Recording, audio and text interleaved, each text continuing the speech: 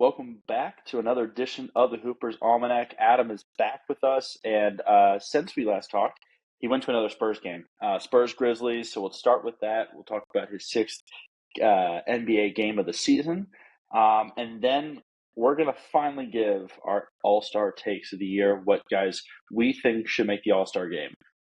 We're also doing it retro. We're doing it like, hey, here's the big men, the guards, and we're doing. Adam, help me out here. We're doing one center, two forwards, and two guards, and we're doing it twice. So 3 front court. So kind of following the NBA rules now. 3 front court, 2 guards for each starting lineup, and then do the same thing for the bench. 3 front court, 2 guards, and then each conference gets 2 wild card spots. That can be any position. So kind of following the similar rules that the voting has to follow. And the reason we're doing this today is because the All-Star voting ends today. It's January 20th as we're recording this, MLK Day, and this is the last day of All-Star voting. So we're like, hey, it's about the halfway point. Let's do it. Let's talk All-Star. That sounds great. So yeah, we're going to do that, and then we're going to wrap it up with non-NBA talk. But we're going to talk a little bit Unrivaled, something that started this past weekend, and something that I actually watched and was excited about to watch. So we'll talk about that for a little bit too. But before we get going, let's bring in our friends from Green Top.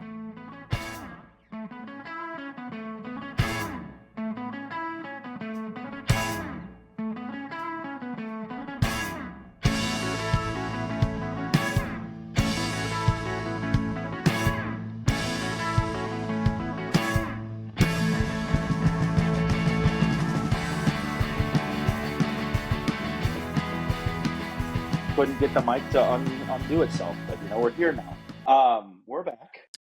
Adam, welcome back after an off week. It's good to see you. Remind me, when did you go to this game against the Grizzlies? What day was it again? This was the Wednesday night one. Last Wednesday night, about 5 days ago, they played 2 nights in a row. Or not 2 nights in a row, but 2 games in a row. The Spurs Grizzlies in San Antonio. They played Wednesday and Friday. I went to the Wednesday one. The Friday one was the one that was on ESPN. The Wednesday one was just on League Pass. But it was a team event, so we had our whole varsity boys team there as well. And my dad had tickets, so I ended up going with him. We had our guys sitting in like 3 different sections up in the top, and my dad's company seats are not his. He gets like 3 games a year, basically, are like in row 10, like kind of across from the Spurs bench. Amazing seats. Anyone who's ever, I'm unbelievably fortunate that I've gotten to do that a few times, but anybody that's ever had a chance to gets a chance to sit that close to an NBA game, please do it. Because any of the comments about like, players these days and all this stuff, it will go away once you see the game that close, and just like how incredibly good, fast, skilled, strong these players are. But I did get our 3 seniors that got to go down with us for the second half, because the entire row behind us was open. So I used the ticket, my dad's phone that had the 4 tickets on it, and I walked back out, found them, and when I walked in, I was like, oh yeah, we have 4, and just kind of scanned, and then they just sat in the row, behind us for the rest of the game. So the entire second half, they got to sit down there too, and they were very excited about that. So it was a lot of fun. Game was really good too, until about 4 minutes left in the game, and Memphis totally took over. This is the game where Ja had the crazy dunk that didn't count. Yep. Over Wemby. Wemby had 8 blocks in the first half, and finished with 8 for the game. It's really incredible how many times, like in the first half, there'd be like maybe a late clock situation where the guy kind of has to shoot it, like 2 or 3 seconds on the shot clock, and Wemby's just waiting, like doesn't jump. He does a great job of being the second guy to jump. It's like how you teach shot blockers, and it's like Zach Edey had one where it was like at the end of the half, and he was like, this is gonna get blocked. Like I just have to shoot it. Like there's 2 seconds left in the half. He puts it up, and it doesn't even. Just barely leaves his hand, and Wemby's swatting it.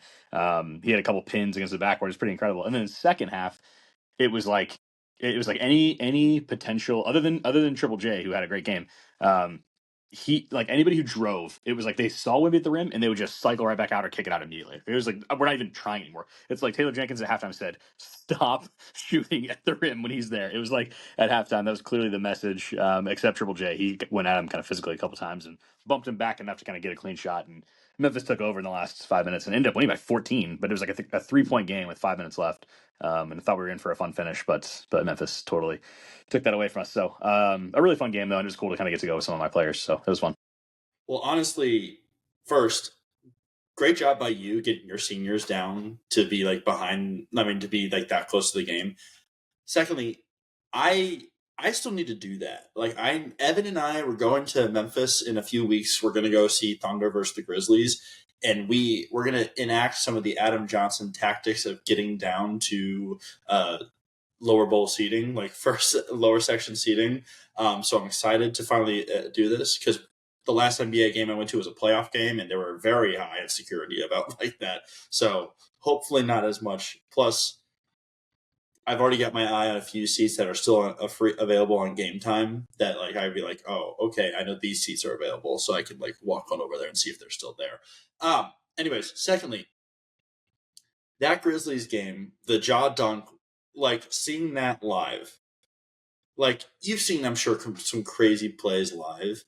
Is that one of the craziest plays that did not count that you've seen live? Oh yeah, I mean yeah, we literally like so for the last 6 minutes of the game, the guys ended up sitting next to me because the family that was next to me left, and they knew like I was obviously with them. So the dude was like so cool. He's like, hey man, I'm taking my kids. Like we're leaving. Like you guys want to take these? Like if you guys want to take these, like that's great. So he takes off and they sit next to me. So when he did that, we literally all like just grabbed each other because it was just like so in the building just like went like silent. It was just like whoa. I mean, because nobody wants as a Spurs fan like wants women to get dunked on like that, but it was also like so spectacular. Yeah. But yeah, and then of course, I mean, we heard the whistle, so like you knew right away it didn't count. But it was just like yeah, it was pretty nuts. I mean, and then the replays, like it's definitely not clean. Like he definitely throws it in, but just like the audacity to even try it is like just yeah. I mean, Jaw is electric. Like it is incredible to watch him play. Like he doesn't even. So my girlfriend was with me as well, and so I was with my dad and his husband, and then my girlfriend, and then me, and then the guys obviously came down for the second half. So so there ended up being 7 of us kind of in a row.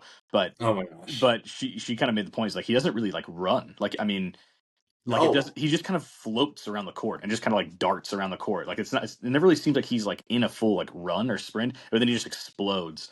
I don't know how anyone stays in front of him. The only guy that had even a chance on the Spurs was Steph Castle, who did a pretty good job at least like making him like change direction a couple times. Like it was like not just like a straight line to the rim. So he's incredible. I mean he didn't have like that great of a game. It was kind of a team effort. Luke Kennard kind of went nuts in the third quarter, and Jay Huff hit 2 huge threes down the stretch. But they're just really good. They just have like 10 good players. Like I mean, obviously Jaw's kind of the main guy, but yeah, Memphis is the real deal. We'll get to All-Star talk here in a second.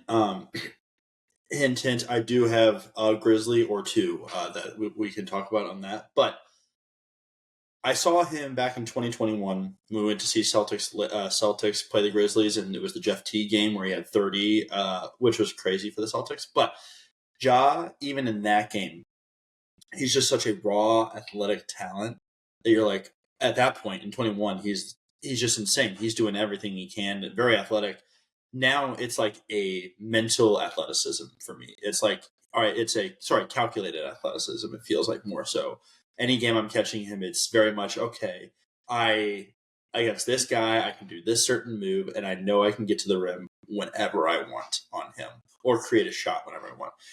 Because we both agree he doesn't have like the smoothest looking jumper, but when it's on, it's on. Mm-hmm. And then but he can get to the rim as easy as anyone can from the guard position, and it's pretty spectacular to be honest with you. And then once he takes off, he just like floats. I mean, it's just like he just is in the air for so long. It's like it just doesn't even make sense. Yeah.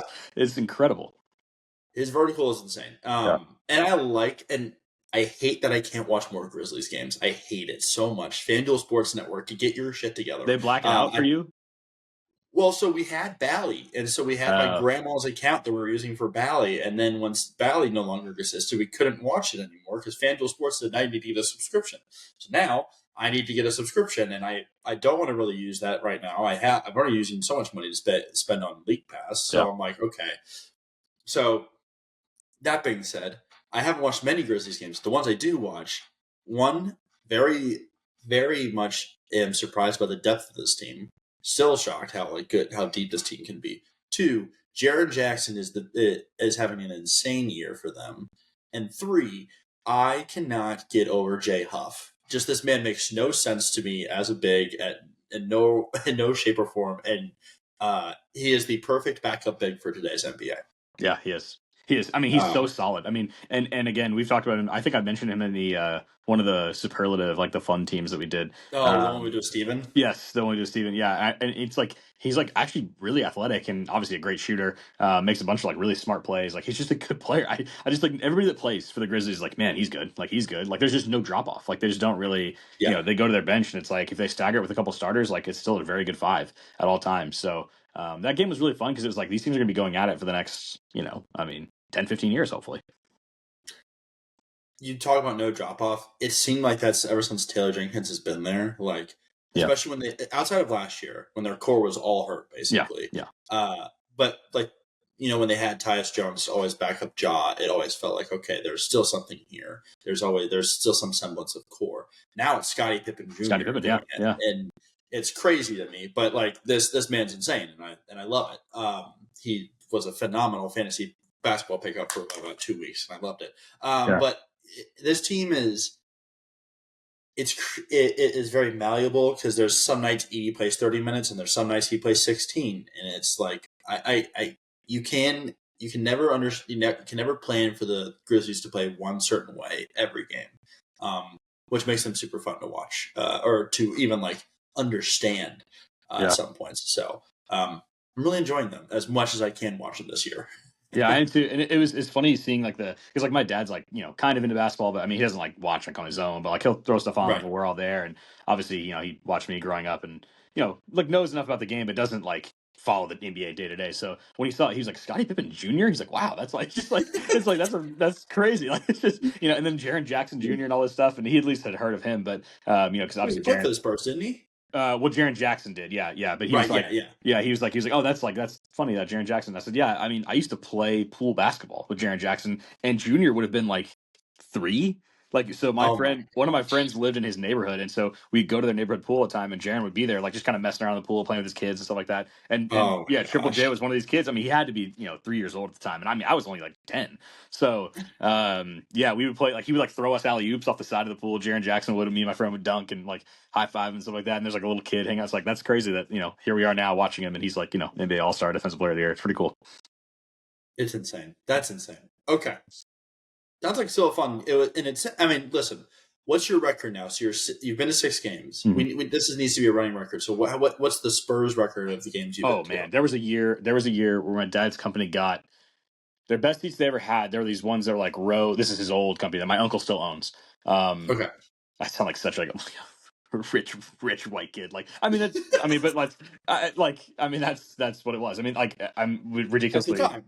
Yeah, ridiculous. Oh yeah, I'm not rich at all now. Yeah, we are two very middle class, low class white boys right now. Yeah, for sure. Yeah, I mean, it is a struggle at times. I did not choose a career that leads to high school coaching. Listen, I am entry level marketing over here. You are all good, my friend.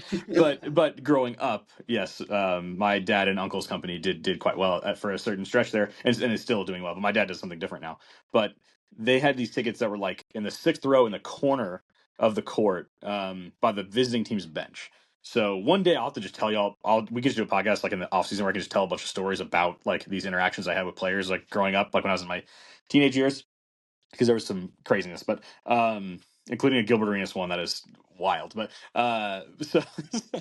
so those seats were amazing, but there's one year where they had those plus 4 more in another section, like higher up, like row like 25 or 30.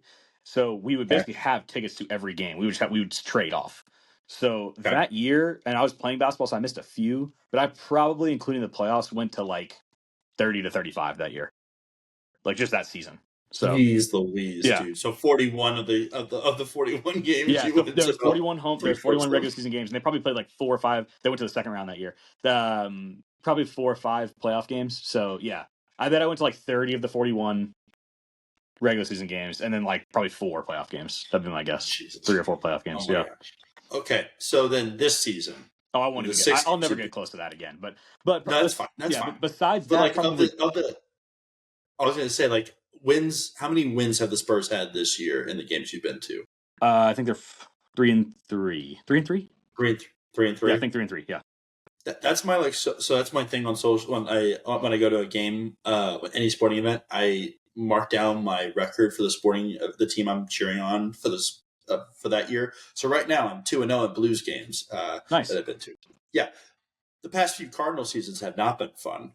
Those have been losing records. Yeah. So, but that's like my thing I do is like I keep my record of how many games I've been to. Found a really cool app that I need to send you called Memento that keeps track of every sporting event you've ever been to. Oh man, this is Austin's like baby. He wanted to do something like this. Oh, it's phenomenal! I found it, and I need to send it to both of you. Oh, And for it's sure. No, I will absolutely. I found every ticket stub since 2016 of every game I've been to. The Cardinals games are astronomical, and I hate myself for how much money I've spent on Cardinals games. Not the point though, because we need to move on to the second topic, which is the All-Star game. Yeah.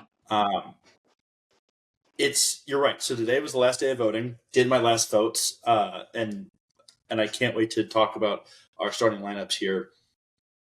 Did you have two centers from each when we're doing this? Do you have two centers from each side On my on your 12 team? On my 12-man team, so not in the starting lineup. Teams. Do you have two centers on each team? No, I do not. Damn it. Okay, I'm interested to see now well, which team. Okay, yeah. No, I did not. There's a one player that I could be considered a center, but I'm. Is it in the East or the West? Yeah, East. Okay, yeah. Then I know who you're talking about. Okay, yeah. Cool. We'll get there then. Do we start? So what we're gonna do is I'm gonna have Adam give his East team, and then I'll just say who I have and don't have. You give your starters, and then your reserves, and then your wild card, and then I'll do the West. Okay. And then we'll just say who we don't have and who we have as we go through it. So I'll start. I want you to start with the East. Okay. Give me your starting lineup for the East. Okay, the starters I actually thought was relatively straightforward. I think the front court was like incredibly obvious, and so I went with Giannis, Jason Tatum, and Karl-Anthony Towns as my front court starters. I agree with you. I did have. Let me double check this. Yes, I had Anthony. I had Carl. Yeah. I had Giannis, Kat, and Tatum. That seemed easy to me. Yeah, that was like the easiest of the four, like kind of like blocks. Because I put up the voting results to kind of like a guide to be like, oh yeah, this is like to make sure like I had him in the right positions. And like once I looked at that, I was like, oh, this is like the most obvious of the four kind of like groups. I want it said there was a vote early on that I did do Paolo, and that was before he was back. Yeah, he didn't play enough. Yeah. No, absolutely understand. And that's the other thing we're taking into effect. We're also talking about like so far from this season. Yes. Like if Paulo had played all this season, sure, I'm sure he would have made all my All-Star votes. But right now, the guy's played 10 games, if that, and probably won't make my All-Star team. Okay. Yeah. I mean, it's not enough games. I'm a big like games played. Like you got to play to like be on the All-Star team. Like if Bill Simmons and us would get along very well. Yes. If it's close, like if it's like right there between a couple different guys, like like I'll give it to kind of just like the better player, but like if a guy played 10 games versus a guy who's played 35, like I mean that's just way more value out of that player. So okay, and then my guards, I had Donovan Mitchell as like my obvious, like no doubt about it, like he is for sure the starting guard. And then I went back and forth on who the other starter could be because I did break them down into starters and bench, and I ended up going with Cade Cunningham as my other starter. Okay, so I had Cade Cunningham. Yeah, I think it's like, man, the more I look at these other guys, Brunson hasn't been quite as good as he was last year. LaMelo to me is not a starter. I missed a lot of games and just no, that's LaMelo and too bad of a team. LaMelo, yes, absolutely agree. Is it wrong of me that I had Brunson over Donovan Mitchell though? No, I don't think it's wrong. I had Donovan Mitchell as my first guy, my first reserve. So you have Cade, Brunson. I have Mitchell. Brunson was my first off the bench. So that's like, we basically just flipped those two. Okay, perfect. Okay, sounds great. I had, because then there's one other guard that has to be mentioned in this grouping though, right? Well, go ahead. Well, I think it's Tyrese Maxey. It's Tyrese Maxey, yes. Has to be. Okay, cool. So that's your two guards, or your two bench guards are Brunson and Maxey. Yeah, give me your three front courts. Let's trade off. I like this. Okay, I like this too. Yeah. So my front courts, gosh, so don't say your two wild cards yet. I'm curious. So but your three backup front courts. This was probably the hardest. I agree. The three front court off the bench. Yeah. For the West, for the East. Sorry. So you're gonna hate me probably. I had Mobley. I had Mobley as well. That was the maybe a center guy. Yeah. I had Jalen Johnson. Interesting. Okay, I ended up not picking him. And the Balloons are back again. The Balloons are forever here. I had Jalen Johnson. Okay. And I hate myself for it, but I had Jalen Johnson. Tell me why I shouldn't have. This is my second center. Well, because I considered Cat like the center for like the starting lineup for the East. I had Nikola Vucevic. Interesting. I mean, Because I I consider think him. Vooch is like I think Vooch. Not to give away, I'm going to give away.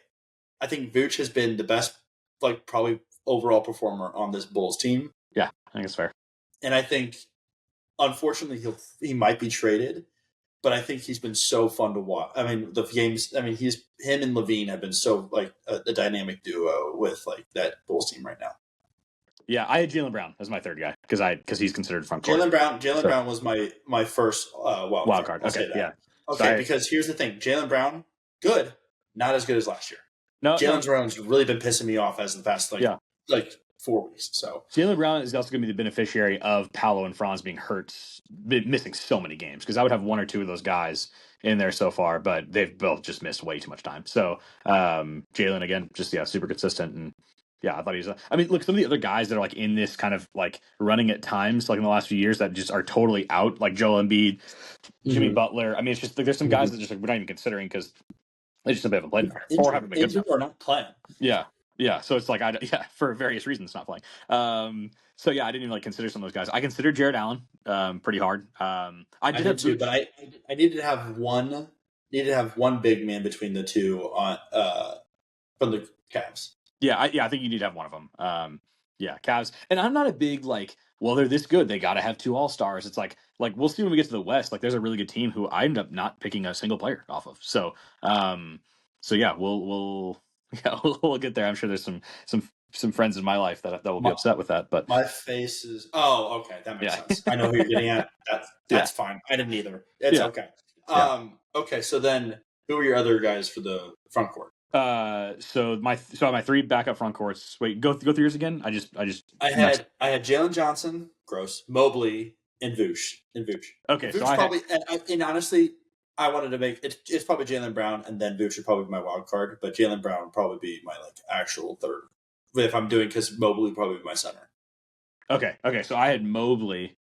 Okay. Oh, I actually messed up my count. I don't have enough front court players. I'm actually looking at my docker here. I have 12 players, but not enough front court players. So I'm gonna have to take off a guard. I'm gonna have to take off a guard. I just realized. Oh, gross. Yeah. Okay, because I have more front court than I do guards. Okay. So I need. So let me redo this. Okay, Jalen and Mobley were my for sure's. Okay, so I did have Jaylen Brown, not Jalen Johnson. Jaylen Brown. Yeah. So I had Mobley, Jalen Johnson, and then Jaylen Brown. Okay, so I'm gonna go Jaylen Brown, Evan Mobley, and then I'll go Jared Allen actually as my other big, and then I'll have all of my other wild cards. So my two other guards and my two wild card spots are guards. Okay, so then who are your two wild card spots? Well, have we said the guards yet? Oh, I have Brunson as one of them. Oh, Brunson, Maxey. We said Maxey. Yeah, we did say that. Yeah. Trae Young and Darius Garland. Okay, so you did have a Hawk. I did have a Hawk, yes. Just not Jalen Johnson. Okay, so then I had Vooch, and then I debated so hard between Mikal Bridges and Darius Garland. So we have two differences basically for the whole team. Well, yeah, Vooch was my weird one, but I don't think that's that weird. I think if Levine had played more too, Levine would have had a really good shot at this. That's the thing. That like I almost thought Levine too because he's had some really, but again, not playing enough. But he's proven this year what he does have an impact, and also a certain Norway might be pissed about this, but I have started to have the discussion in my head if Levine's better than Devin Booker. Ooh. This is one of my best friends, Mike Carr, and I had this discussion in the bubble in 2020. We had the real discussion: is Devin Booker Devin Booker and Zach LaVine on the same level when they're put in the same like similar situations? So like Booker in moments has looked insane, but like on those bad Sun teams, it kind of looked like there was once where he didn't give a crap. Yeah. Yeah, I mean, there's a couple of Norwines that might be upset at that one, but that's fair. There's two in my head right now, but there's I'm also surrounded by a few Bulls fans in my life that would be very happy that I said that out loud. So that's a slight hot take, but okay. So you have Vooch and Jalen Johnson. I have Jared Allen and Garland. I have the two Cavs. I'll end up going Garland as my other wild card. Okay, then Trae is my difference. Yeah. I'll have Garland over Trae. Okay. I can only have one Hawk on there. Yeah, I can't do two. And again, Trae Young might have already like earned my respect back a little bit, but not that much back to be. So we didn't mention Dame at all. Where did you consider him? No, I did, but I was like, these other guys they just had better seasons. I mean, I would rather have. Like, I'm sure the NBA fanfare would love to have Dame. he's But third. talk to me. He's third in voting right now. Right. Behind, what is it? Who is it? LaMelo and Donovan Mitchell. And I considered LaMelo. He again just didn't play enough. Yeah, again, for us, I understand it. Games played. Yeah. And, when this gets clipped on social media, people are going to be like, where the F is LaMelo? Good for you. But my thought process was this. I would rather have Trae over Dame, especially just with, like, if I'm thinking about this year specifically. Yeah. I would rather have Trae, would rather have Garland, and would rather have all the guys we already had on the team, not the non-wild card guys. So I think they've impacted this season more than Dame has this season. Giannis is without a doubt the best player on that team, and he has carried them to however good they've been so far this season. Yeah, I think it's fair. And I think in every facet. So, okay. That's the East. Yes. So you start with your West starters, and then I'll come back with the bench. Okay. I have two centers in my starting lineup on the West. Okay. I have Jokic and Wemby. Obviously, Jokic. Yeah. And Wemby. Okay. And Kevin Durant. Okay. I'm typing yours. That's my front court. Okay. My guards. Well, yeah, my guards. If Luka was healthy, but he's not, he would have been it. And then Shea, and then Anthony Edwards. Yeah, I waffled on the second guard. I mean, yeah, Luka. I mean, what's Luka's games played? Actually, yeah, only 22 games. I mean, that's Whereas, again, and I'm also thinking about this now in my current votes because he's not going to be playing in the All-Star game, probably, right? No, definitely not. No. So I went with just like my current vote as of right now because I know Luka's not playing. So yeah, that's why I went with it. It's really interesting that Steph is not the leading guard vote getter this year, which is good. That's actually encouraging from the fans. It's not just like the name anymore. Like Shea's the best guard by. Well, it's gonna be the first time we won't have probably LeBron being the. Oh, we don't have like a picker. We don't have. Yeah, we don't this year, but we wouldn't if LeBron's second in the front court voting. So to Jokic. So yeah, Jokic and Shea were the two guys who should be in first in those two positions. Actually are. So that's slightly encouraging from the fans' perspective. That actually, and like Jalen Williams is seventh. And like there's times where that would just not, like, a guy like that would not be on this list. So Andrew Wiggins somehow still is eighth. Let's not forget the 1 year that man was an all-star starter. Oh yeah. Crazy. 2022, just 3 short years ago. That's criminal to me. And you know what? They won the finals that year. Yeah. Good for them. But that man. All right. And then what was your lineup? Okay, I had the same front court: Jokic, KD, Wemby. I think that was fair. Okay. I did debate Anthony Davis. But he is my first guy. He's my first reserve. Okay, yeah, I think Davis is definitely on the team. I just was like, do I really, I don't know. SGA was the most obvious pick of this whole thing, just to pencil him into starting guard, and I ended up going with Steph. Just some of the games played, and then Edwards was my number 3. I did look at a couple others. And I'm like, you know what? I mean, if they're on better teams or whatever, but that's kind of my tiebreaker is like better team. But I don't have a problem with like LaMelo's issue was more, games played. But if LaMelo had played in every game, I'd be like, yeah, I mean, he's been better than some of these guys. Like, I don't think it should just be only guys from winning teams. Like, if a guy is good enough, like, I'm not going to punish. That's why yeah, I'm not going to punish a guy just because, like, his teammates suck. It's like, that's not, totally his fault. So, so I had Shea and Steph, and it was like, man, it was almost like a 3-way tie between a few different guys, and Luka would have gotten it, but just, again, has played only half the games, so can't vote for him. I mean, Kyrie's been great. I mean, Kyrie's another one that I at least like, hey, like, I'm going to do the breakdown here. Let me look at these stats and numbers, but I think Shea, Steph has been a hair better over like Ant and James Harden and some of those guys. So Shea and Steph. Don't bring up James Harden. The man's shooting only 40% from the field. Yes, that's gross. Okay, so you do your reserves then. Okay, so the reserves. So my for sure, I'll hold off on the wild cards. So my 2 guard reserves were Anthony Edwards and Kyrie Irving. Anthony Edwards, Kyrie Irving. Okay. I had Steph as my first guard reserve. Kyrie was also my other guard reserve, and it hurt me a lot to have that on there. But you know what? I Good for wondered. him. I wondered if you had him. I did have him.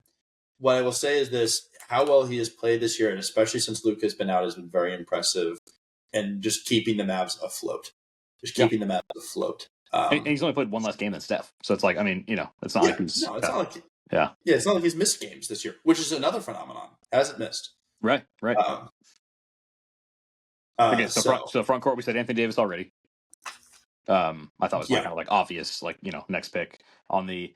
I'm so torn on LeBron. I was just like, I mean, like the numbers look pretty good. Like, I mean, he's going to end up. So I ended up putting LeBron as a wild card. I guess I'll spoil, one of those. Yeah. But he's going to be a starter. I mean, he's up there, and very fair. But Davis is like my obvious choice is the front court. I did have Jalen Williams, and then Jaren Jackson Jr. were my other two.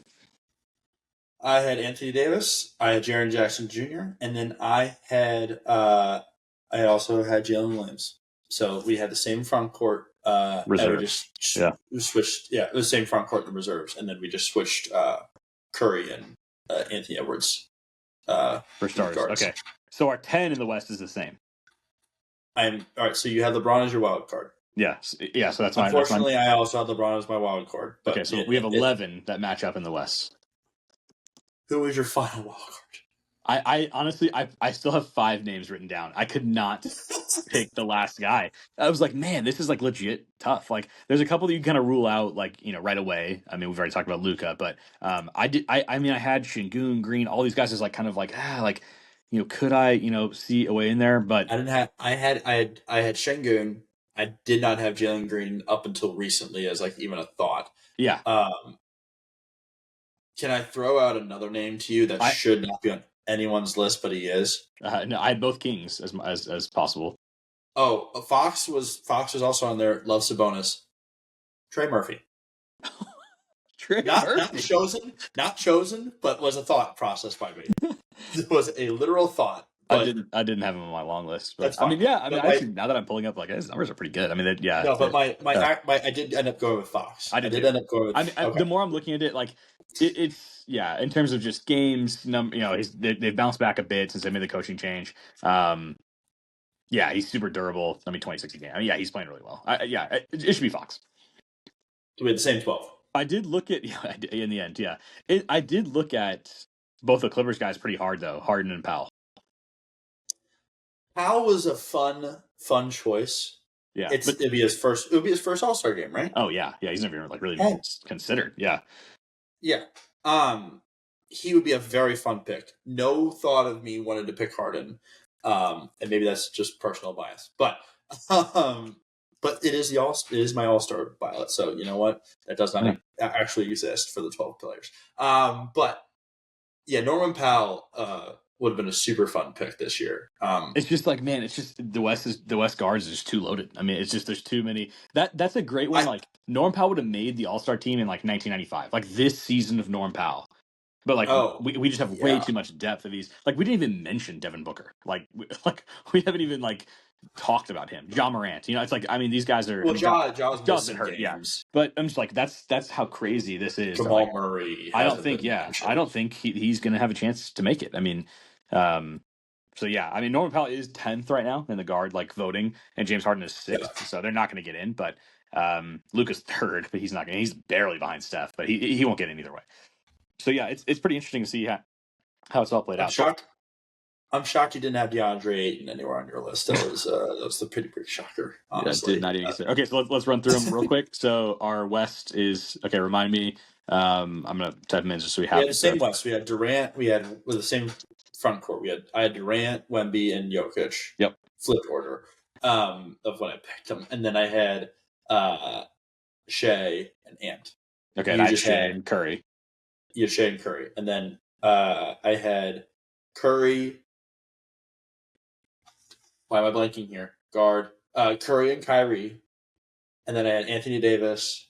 And then I had Jaren Jackson. And I had Jalen Williams. And then I had LeBron and Fox as my wild cards. Okay. Make sure I had that all down. Okay, perfect. Yeah. I mean, that's a sick team. Yeah, that's a super fun team. Yeah. Super fun team. That is. And it's just a flip. For me, it was like, I think for the starters, it's unfortunately like just quote unquote positions because I consider Ant a 2 guard and Shea a point guard, and I just don't want to put Curry in. Yeah, if we SGA out there. now take those 12 players and actually build a rotation. How are you playing these players? I think we both agree this West team is better than the East team. Yeah. Well, Curry and Davis are my first 2 guys off the bench without a doubt, and they're probably coming in for Wemby and Ant. So who would you actually start? Like not like pick for the All-Star game. I need to go win a game. I'm starting my 5 that I had. Wemby is just going to be it. Because think about it. Wemby can erase all the issues that you quote unquote have with Jokic. Yeah. You could actually hide Jokic on someone. And then you just have 3 7-footers just as your back line. And the shooting of Wemby, so he can actually like pick and pop and play. Like Wemby setting a screen for Jokic. Like how interesting would that be? You know, with Ant and SGA and KD like spotting up. It's like, yeah, that would be an incredible team. But... And I think Ant would be looking for lobs for Jokic every second of the day, just like, and then Wemby, same thing. You have 2 guys who want to destroy the rim at any chance. And then, of course, you have your moments where SGA just wants to be like, hey, can I bump off a guy or 2 and just do a nice little floater? Yeah. Durant's like, I want my midi. I want my like nice little behind the back midi. It's going to work great. It's going to go great, guys. And then you are like, okay, we'll bring in Anthony Davis. We'll bring in Steph Curry. We'll have some movement. We'll have just more creation. Jalen Williams steps in there. And this is when we get a little smaller, but we bring Jalen Williams probably in there for Durant. And then we probably bring in, who was my other backcourt? Oh, Jaren Jackson just to replace Jokic. And it's again, Fox and LeBron is we can also play these. But that secondary lineup is just defense. It's just like we'll go a little smaller, and we'll go just straight defense, and you will not. And then Kyrie is like, I'll just poke a few balls away. I'll get some shots up. I'll make ridiculous layups. I'm now thinking about it. If I had to just say, hey, East or West, who am I sending out there to save the world? It's going to be the West. For sure. It's not Iguodala, but it's the West. Yeah, for sure. But it is the Western Conference team, no matter what, in this chance. Because, I mean, I think I'm just thinking about it. Yeah, you want to play LeBron like 10 minutes on this team because you're like, hey, old legs, if you don't want to play defense, I can't have you out there against the monsters. No, yeah. But for those 10 minutes, we're going to get this like supercomputer, version of LeBron, finding guys, these little, it's just going to be amazing. Yeah. But then, and then Fox comes in just because it's a jolt, that's going to be. So your starting lineup would have a couple of Americans, a Canadian, a Frenchman, and a Serb. Yeah. That's pretty cool. A Serb. Yeah. I'm telling you, the world stands a chance in that moment against the Monstars. If we did a World versus USA game, just off of the 24 guys, like I'm trying to see how many would we. So we have foreign guys. We only have our East team has how many? Let's see. Probably not. One. I mean, is Cat He is because he plays for the Dominican. That's right. So we would get Giannis, Cat. I mean, Franz being hurt that hurts that. Franz and Paulo both being hurt. I guess Paulo did play for America, but still, for US, yeah. And the guards are all American in the East, in the East. So that's tough. But I mean, you could have a 5 or 6 man kind of lineup like of Jokic, Wemby, SGA, Giannis. If we put Luka in the game, obviously you could have Luka. I mean, there's a chance to do it. If you actually got. That's what I'm saying. Like that would be super fun just for the NBA to do 1 year. Listen, 1 year, but don't. I don't know how you not make it All-Star Weekend. Yeah, it has to be All-Star Weekend. It also need to be something you could kind of dictate late because it's like, oh, we can wait and see if there's enough foreign players to make this a real game. Like not, you know what I mean? Like, or we don't I guess we'll bring on Bogdanovic because we need another foreign guy. No, you're right. I would say we would say there's you need Embiid, you need Franz, it's you need all the you need Giannis, you need all these guys. Sure. Yeah. So I'm trying to think about how you would market this for All-Star voting. Like how do you make that that I think that's what the All-Star game should be. Don't be. I mean, I guess the All-Star game has become just here's a different wrinkle every year. This would be a fun wrinkle to do this. I'm actually, the more I think about it, you can't really do it as like an all-star thing because it's like that's now unfair to like the American players because like you're limiting their like spots to just 12 as opposed to, so you'd almost need to like vote on the all-stars like normal, and then from the all-star teams, and then like you might have to bring in a few other like foreign guys. Let's make a team to like play. I mean, that's the only way to really do that fairly. What I was gonna say though is like, listen, if you market it enough early and you put it like in a coastal city, like put it on the East Coast, put it in Madison Square Garden, you could sell that to Europe and they would just flock to America for like the All-Star game though. That's the thing. You make that. I think that makes it competitive. I think you can make it U.S. versus the world. Oh yeah, that'd certainly be more competitive than just East versus West for sure. Oh my gosh, yeah.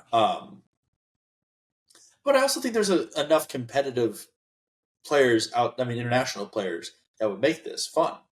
And it's not like, I think if I went back and looked at like Aaron's last top 50 list or your current top 50 player list, I'm sure we would find 12 at least international players in that list. Well, and the three best players in the league are foreign. Yeah, correct. If not for the top six. I mean, it's very clear. Like there's a hierarchy amongst the NBA of international players. Yeah. It's once we get like to players 10, 11, 12, where they fall in the rankings. It's an interesting thought process. That will be what I do as we get off this call at 9:40 at night. That will be what I do. And then, like the final thing I wanted to talk about tonight, started this past weekend. It's not anything to do with the NBA. It is a women's basketball league that I'd say we were both pretty excited about. It's the Unrivaled Is it just Unrivaled Basketball League, or is it just the Unrivaled League? What is it officially called? Officially it's just Unrivaled, but okay. It is, like they kept it very like clean. It's like a Facebook drop of moment for sure.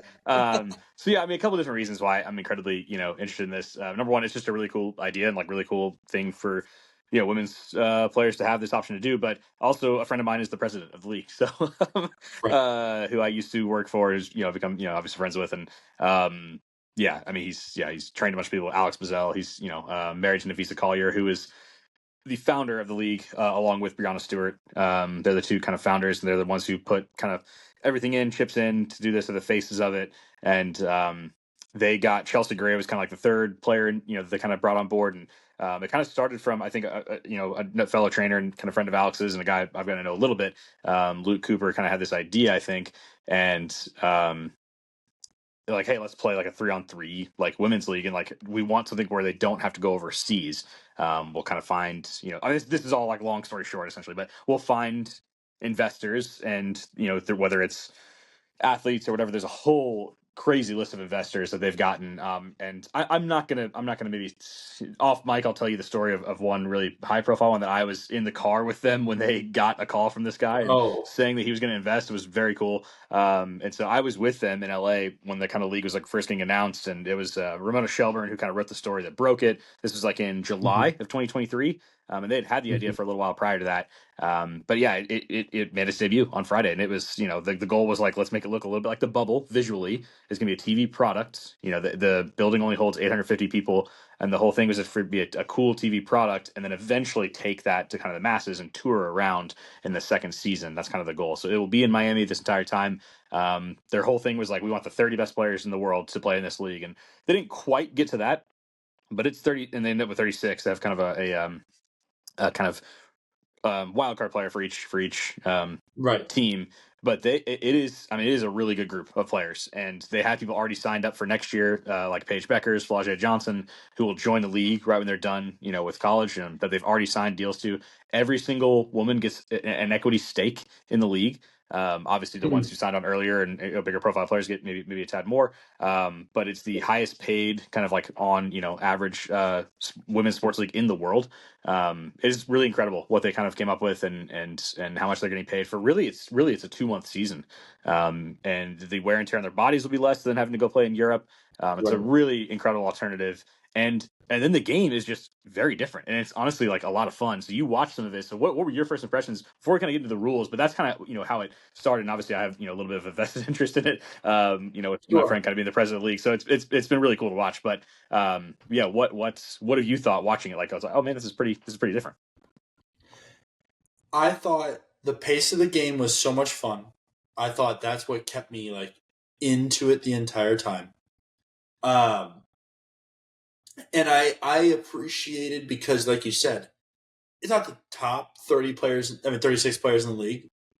Very close because there's a few clear like people that we're missing here. Yeah. That being said, the talent that is out there is absolutely insane, and that's what makes it so much fun. Like we saw the Skylar shot to win it. Yeah. And we'll get into that whole thing too. And it's one of the things you want the NBA to bring to it.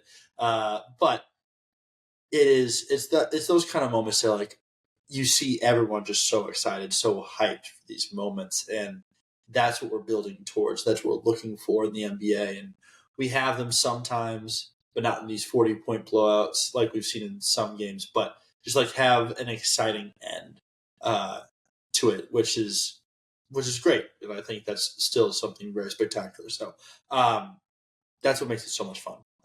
That the talent that's out there, the pace of the game, and also I just think the ending, how like it's always like a game winner. Yeah.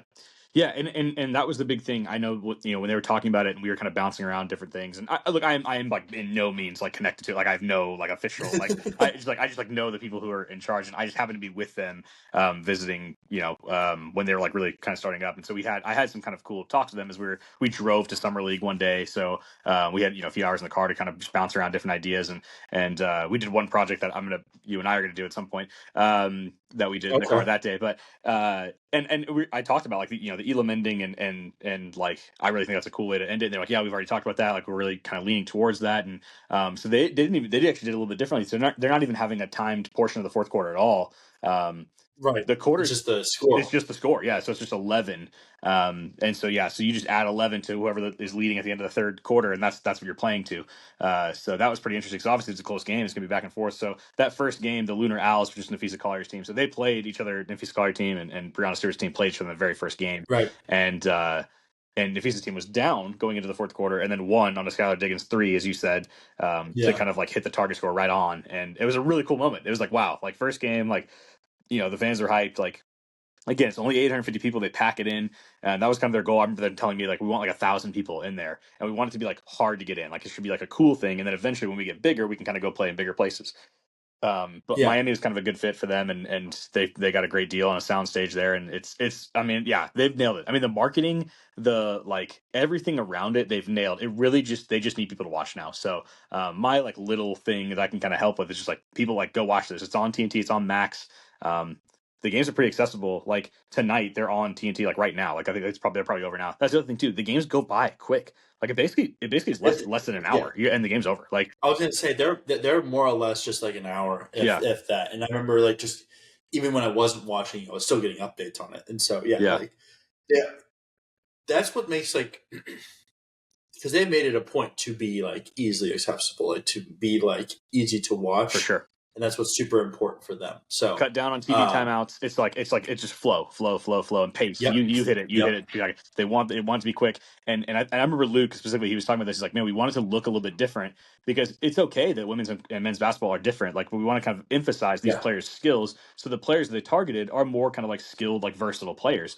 And obviously they have to be really good. But someone like Brittany Griner, who's in this league and obviously is a big name and someone worthy of a space in this league, but she struggled in her first game because it's like, man, there's a lot of open space. The court is almost the same width as a normal court. It's 49.2 feet. So it's it's 50 as a normal NBA court, and then an NBA court is 94 feet long. This one's only 72. So they've obviously chopped a huge chunk of the court off on kind of either side. So that's part of the reason the pace is so high. I mean, obviously full court 3-on-3 like would get incredibly tiring if you had it the same length. Oh my gosh! So that's part of it. But even saying that, I mean, it's an intense game. You can see like man, this looks exhausting. Like the pace is so fast, and you are on an island like at all times. So like defensively, you have to be locked in. And any of these players, if any of them thought about kind of like, oh, this will be just like a fun little side hustle and like come in out of shape, like you are going to get exposed. So it has been really cool. It helps having subs, but it's not to the same No, effect. you don't have like a whole bench of subs. Yeah. So there's six on each team. I think a couple of teams only have 5 because people are injured. But it's a really interesting idea, concept. And then the coolest thing is going to be the one-on-one tournament. That's going to be totally unique.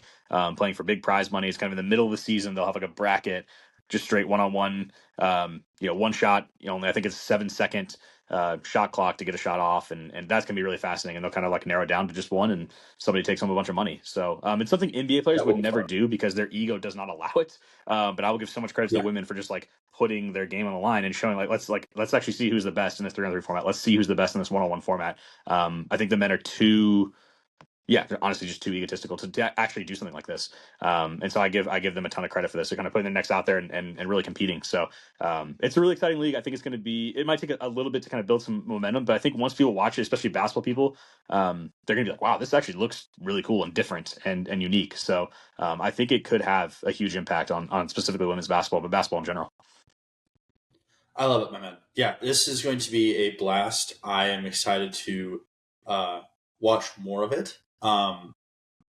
Because you're right, the product is different than the NBA, it's different than the WNBA, but it's just like how we can.